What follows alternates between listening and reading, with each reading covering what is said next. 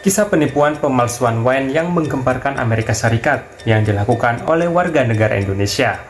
Saking gemparnya nih, sampai-sampai dibuatkan film dokumenter yang sempat tayang di Netflix dengan judul Sour Grapes. Kejadian yang sempat heboh di tahun 2012, di mana seorang WNI yang bernama Rudi Kurniawan melakukan pemalsuan wine atau anggur yang kemudian ia jual di sebuah pelelangan dan mendapatkan keuntungan yang sangat besar. Kok bisa ya? Gini nih ceritanya. Jadi Pak Rudi yang memiliki nama asli Zhen Wang Huang ini pertama kali datang ke Amerika Serikat menggunakan visa pelajar.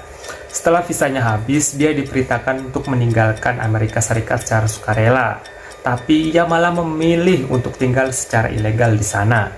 Singkat cerita nih, Pak Rudi mengawali pergaulannya dalam sebuah klub elit pecinta wine yang disebut dengan Angry Man. Tidak main-main, klub Angry Man ini diisi oleh sejumlah tokoh terpandang di Amerika sana.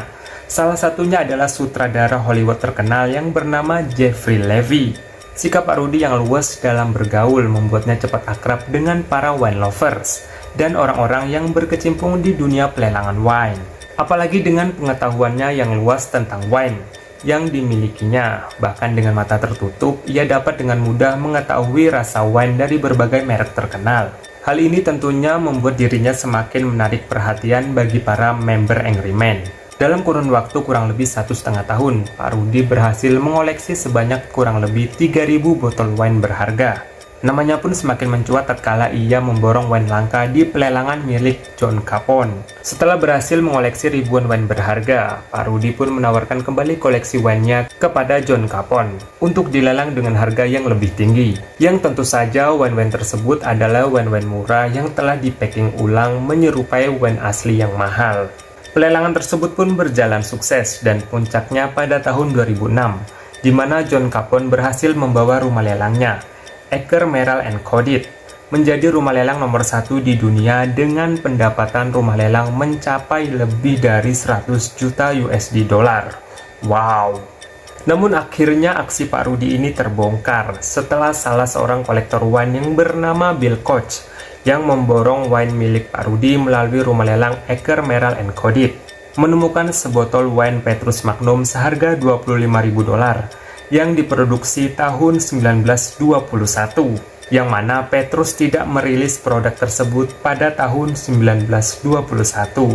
Merasa dirugikan, akhirnya Bill menyewa seorang detektif swasta untuk mencari tahu asal-usul dari produk wine palsu tersebut yang dibelinya, dan hasil penyelidikan pun mengarah pada Pak Rudi Kurniawan. Praktek abal-abal Pak Rudi ini pun akhirnya terbongkar setelah di tahun 2012 di mana FBI melakukan penggerebekan di rumahnya.